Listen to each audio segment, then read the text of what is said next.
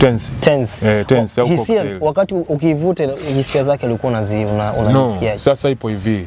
Mpaka naenda kuvuta pale mimi nilikuwa traumatized kabisa, sawa nilikuwa nimeshavunjika moyo na familia yangu. Nilikuwa nimeshaona kabisa kwamba ni mimi tena sio mimi yule ambao nilikuwa ninatarajia kuwa. Sio mimi tena mtoto wa baba, mtoto wa mama ambao nikirudi nyumbani nakutana na familia, nakutana na wazazi wananiweka chini au maisha ile ya familia yanaendelea kawaida. Sawa. Ilikuwa nikirudi nyumbani mzee hayupo, mama neta fulani, mabrother wote hawapo, yani hakuna mtu anayejali kuhusu lolote, sawa. Vitu hivyo ni vitu vidogo lakini vina maana kubwa sana sana kwa kijana mdogo ambaye bado hajajipata, sawa. Sasa kutokana na sababu kama hizo ilinipelekea mimi kufika kule, lakini nilivyotumia sasa hiyo tense nataka nikwambie, yani ni kama vile ilizima maumivu ya hisia zangu moyoni mwangu. Yani ni kama vile nilipotezea kila kitu. Sikutaka kujua, yani nilikuwa sina tena maumivu ya hisia, emotional zile kabisa zote zikakata.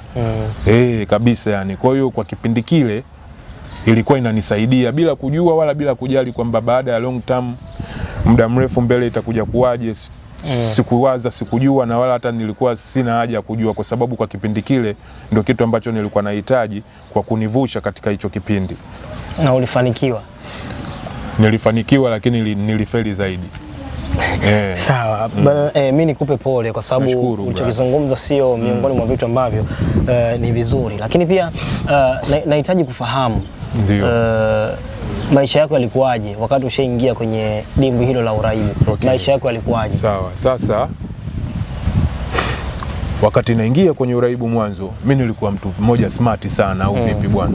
Yani nilikuwa hata nikivaa, by the way, yani wakati tunaenda St. Anthony miongoni kati wana miaka ya mwisho ambao tunavaa mapensi ile jitegemee, unajua unakumbuka kipindi kile. Napiga pensi kaki shati fulani hivi. Kwa hiyo nilikuwa mimi nikivaa kama vile natembea hivi. Yani jamii yenyewe ilikuwa inanikubali. Kwanza nilikuwa smart au vipi bwana. Smart mwilini lakini smart mpaka upstairs. Sawa Sasa baada ya kuingia kwenye uraibu brother, nilianza kushusha au nilianza kubadilika taratibu. Taratibu. Kama unavyoona mtu tu unavyokuwa taratibu, na mimi ndio hivyo nilivyoanza kubadilika taratibu. Nikaanza kutojijali. Nikaanza kutozingatia hata shule.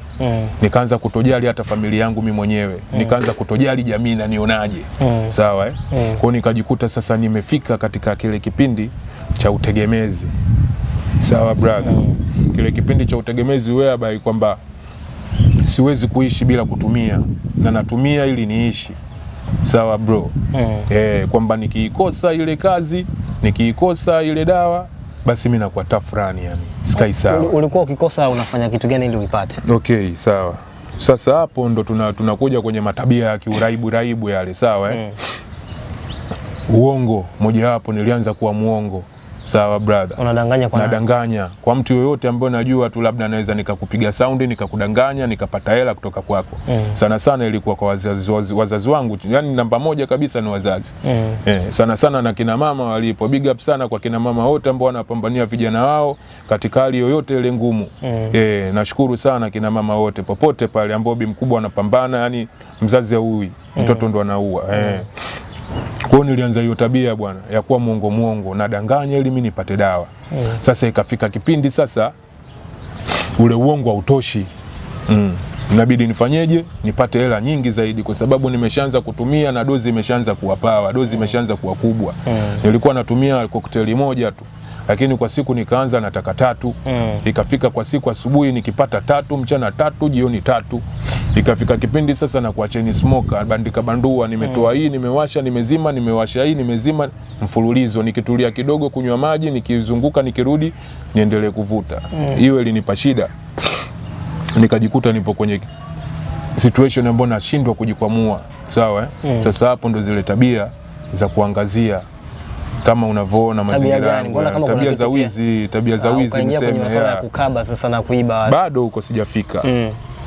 Naanzia nyumbani. Nikiangalia nyumbani naona bwana hii mali naisaminisha. Hii mali mimi hapa sikosi shilingi 50 napita nayo. Umenielewa? Bila kujali nyuma itakuwa vipi, nani atajali nini. Nikaanza hivyo nyumbani kama unavyoona bra na mitaa yetu au vipi bwana.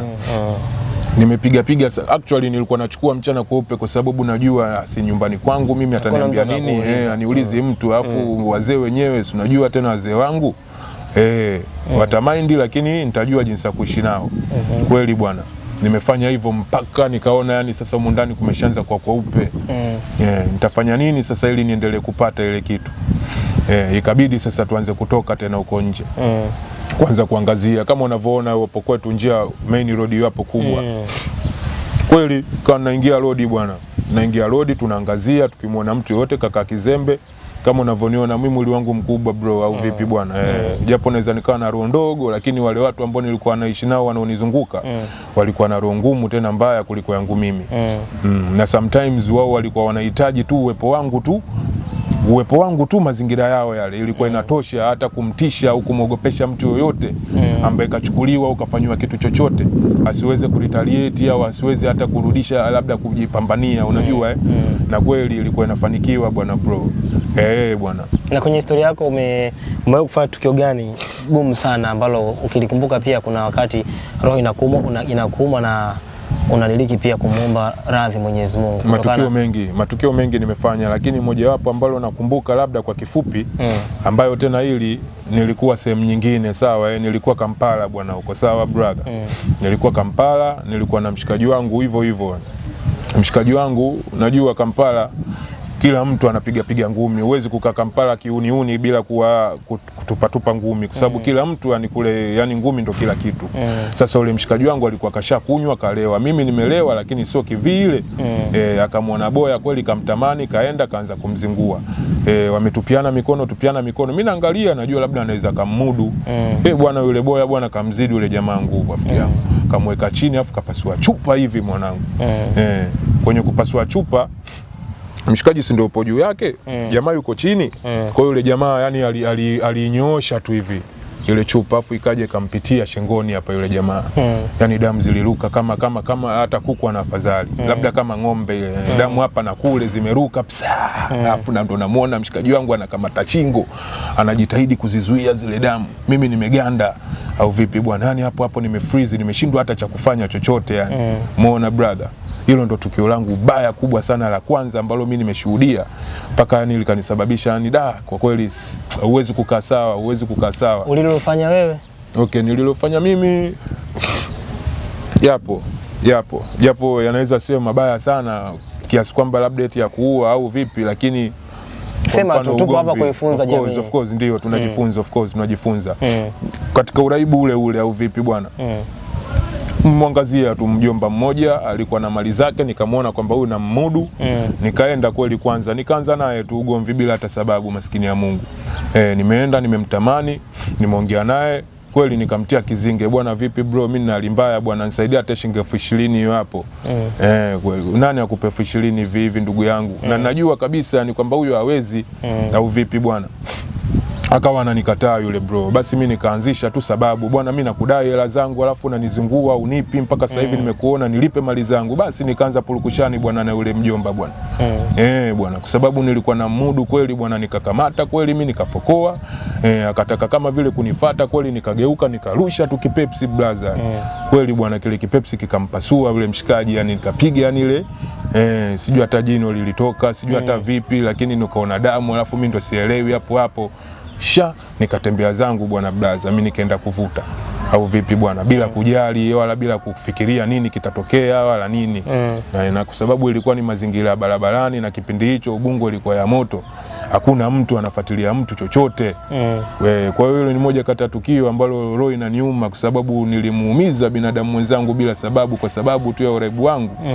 Ili nipate tu haja ya nafsi yangu au haja tu ya uraibu wangu. Kwa hiyo vitu kama hivyo huwa nikikumbuka sio vizuri sana, na namuomba Mungu anisamee, lakini hata yeye anisamee popote pale alipo.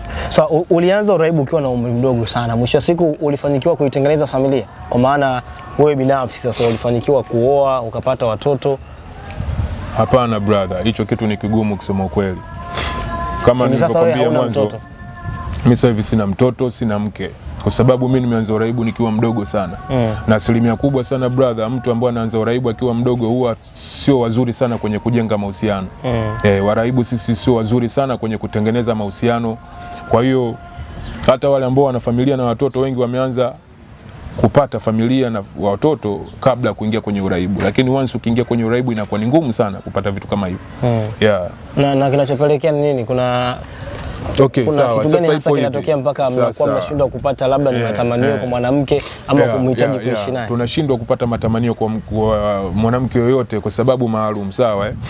Mraibu yoyote hana matamanio na mwanamke? Mraibu yoyote anaweza kawa na matamanio yapo, lakini ule msukumo wa kufuatilia, kwa sababu unajua kujenga mahusiano sio kitu cha leo kesho. Inabidi ufuatilie, unganganie, ujenge, ubembeleze, yani mpaka kijipe, mpaka mwanze maisha labda, unajua. Sasa mraibu hicho kitu hana. Mraibu hicho kitu hana. Anaweza kweli akamtamani, akamsifia, lakini akishapita na ikapita. 1 2 madawa specifically heroin. Heroin huwa inazizimisha hisia za mwanaume. Heroin inazima zile hisia kiasi kwamba mtu anakaa mwaka wa kwanza, wa pili, mpaka wa 10, mpaka wa 20 anaweza sishiriki hata tendo na mwanamke yoyote. Labda ikatokea kwa mwaka labda anapata mara moja sana. Kwa hiyo hicho kitu kinasababisha kabisa ni kushindwa kabisa mtu kupata familia na kuwa na mahusiano, na sio kwamba ni mbovu, hapana. Sio mbovu, anakuwa ni mzima, lakini hisia tu zinakuwa mbali. Sawa. Kwa upande sasa, mara baada ya wewe kuwa vizuri, wewe binafsi ulishawahi kufikiria kuwa na mchumba? Ndiyo, nimefikiria sana kuanzisha mahusiano, na nashukuru Mungu yupo. Mungu akijalia atafika mbali. Una mchumba hivi sasa? Sio mchumba, sijamchumbia bado, lakini najaribu kujenga mahusiano naye. Na ndo mnayajenga kwa kifupi? Tunayajenga kwa kifupi. Kwa hiyo sijipi 100% kwa sababu si unajua tena. Ila najaribu kuyajenga kama nilivyokuambia mara nyingi. Sisi tunakuwa kidogo wazito na vitu hivyo na nini, mioyo yenyewe shafuba kitambo, najifanyia mioyo yangu ngumu, siwezi kulegeza na nini, lakini uongo. Najaribu tu kufanya hivyo. Sawa. Ni kazi gani ambayo ikitokea labda mtu ameona haya mahojiano akataka kukusaidia, ni kazi gani ambayo unaweza kuifanya? Sawa. Perfect ile kabisa, sio ya kubahatisha. Sawa.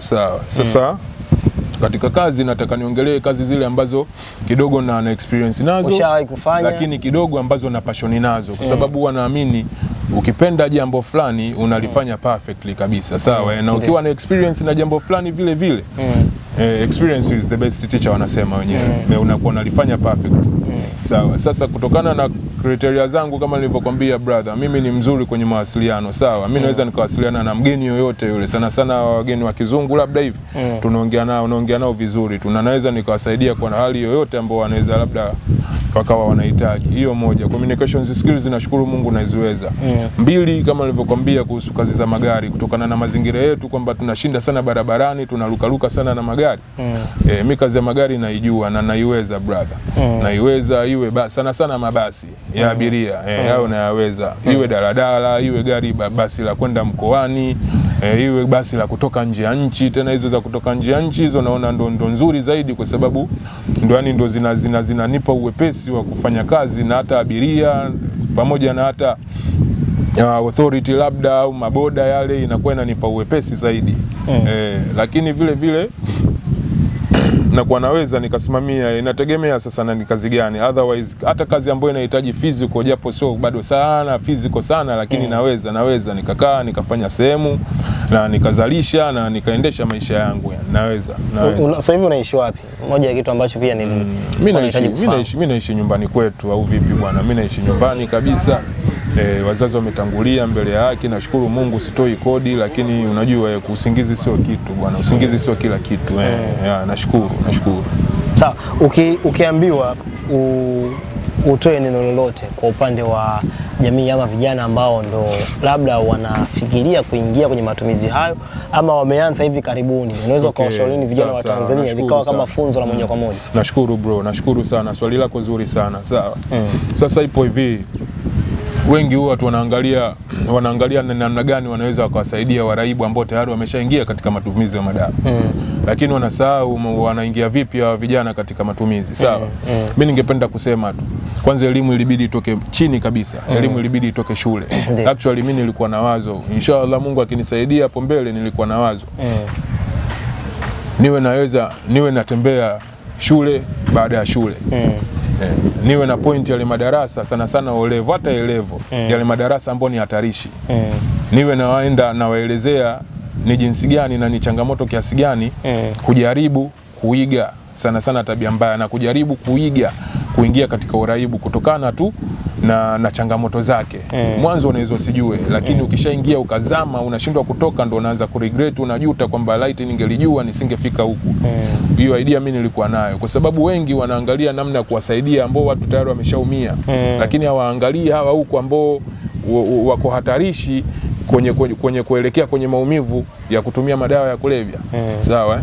Kwa hiyo hilo swala huwa nalifikiria sana, na Mungu angenitia nguvu na wepesi, mimi ningependa nifanye kitu kama hicho. Nitembee kwa generation ndogo hii, niwaelezee ni jinsi gani ya kuepuka na madawa, ni jinsi gani madawa yanaweza yakaathiri maisha yao, na ni jinsi gani ya kubaki kwenye path ambayo iko salama na kuendesha maisha yao. Maliza elimu, endesha maisha yako, maisha mengine yaendelee bila kuwa na changamoto kama hizi za madawa brother, kwa sababu sio kitu kizuri hata kidogo. Sasa kwa kumalizia, unaweza kutaja namba zako za simu kama ikitokea kuna mtu anahitaji kukupa msaada wa labda ni ajira, kutokana na namna ambavyo umezungumza vitu ambavyo unaweza kuvifanya. Okay, sawa. Nashukuru sana kwa opportunity hiyo brother. Mimi namba nayotumia sasa hivi ni 0655 16 13 92. 0655 16 13 92. Jina linakuja Stumai Mwanakatu. Yes bana, hivyo ni namna ambavyo ndugu yangu Othman Ali ameweza kushare historia yake na Panorama Media. Kikubwa zaidi ni wewe kuendelea kusalia hapo, kusubscribe, lakini pia kuendelea kutufuatilia katika mitandao yetu yote ya kijamii, namna ambavyo tutakuwa tunakuletea mahojiano mbalimbali ama kadha wa kadha ya watu ambao wana uhitaji, lakini pia hata zile interview ambazo zinakuburudisha kwa maana ya habari za kiburudani pia zitakuwa tunakudondoshea hapo. Mimi naitwa Ramake G, Instagram unanipata hivyo. Nyuma ya kamera yuko ndugu yangu Lawrence Mnubi, akisha engo zinakuwa vizuri kabisa.